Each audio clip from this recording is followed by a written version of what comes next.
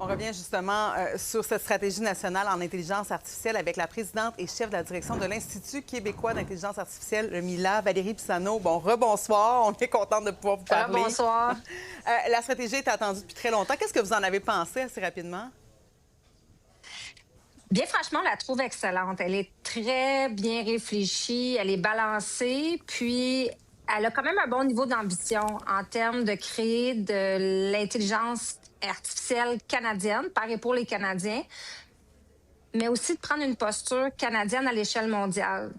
Donc, Oui. nous, à Milan, on est très contents de ce que le premier ministre a présenté aujourd'hui. Mais là, à quel point le Canada est en retard, là, justement, à l'échelle internationale? On pense à la Chine, aux États-Unis qui sont loin devant nous. Est-ce qu'on peut, à ce stade-ci, réellement s'affranchir pour développer notre propre IA?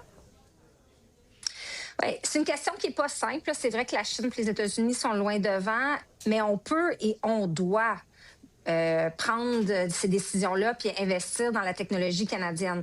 Donc, non, je pense pas qu'on est en retard. On parle de l'IA comme si c'était chose accomplie. Il y a 3 ans, on n'en parlait presque pas. Donc, c'est encore une technologie qui est très nouvelle, très neuve. Les Américains ont fait des choix très particuliers en termes de quel type d'IA ils développent, pour quels objectifs. Nous, on va faire des choix différents, comme par exemple dans la stratégie, on se dit, ben nous, on veut investir de façon massive dans l'intersection entre l'IA et la santé. Ça, c'est un choix que les Canadiens ont fait, que les Américains n'ont pas fait encore.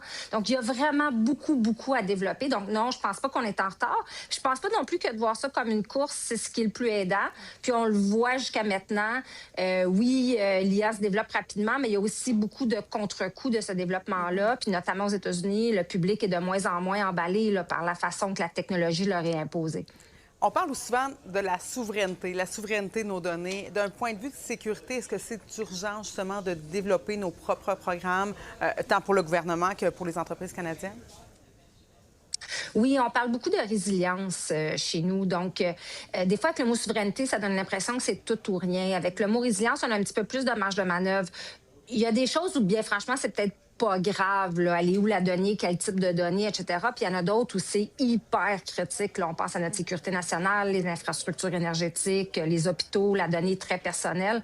Donc, je pense qu'il faut commencer à voir l'IA de façon un petit peu plus vaste. Puis toutes ces questions-là, qui sont des questions difficiles, au lieu d'essayer d'y répondre one size fits all, comme on dit en bon anglais, d'avoir une façon un peu plus sophistiquée de briser ça en morceaux. C'est comme un gros chantier, mais avec une technologie qui va très, très vite.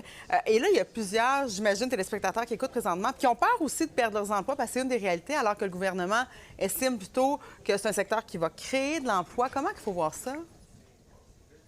Oui, donc l'impact de l'IA sur le marché de l'emploi, c'est une très grande et très importante conversation pour laquelle, pour l'instant, c'est pas évident encore ce qui va arriver. Il y a plusieurs trajectoires possibles. Par ailleurs, les choix qu'on va faire comme citoyens, comme dirigeants d'entreprise, comme gouvernement, vont influencer laquelle de ces trajectoires-là va se réaliser.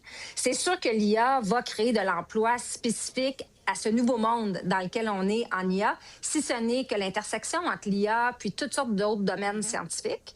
Et c'est sûr qu'il y a aussi des domaines qui vont être fortement bousculés par l'intelligence artificielle. Dans la stratégie, une des choses qui est mentionnée, c'est qu'il va y avoir des investissements quand même significatifs pour suivre ça de très, très près. Puis c'est peut-être ça le plus important, c'est d'être en avant de la question puis pas en réaction 6, 12, 18 mois plus tard. C'est intéressant, c'est même rassurant. Merci beaucoup, Mme Pisano, donc directrice de l'Institut MILA. Je suis certaine qu'on va se reparler.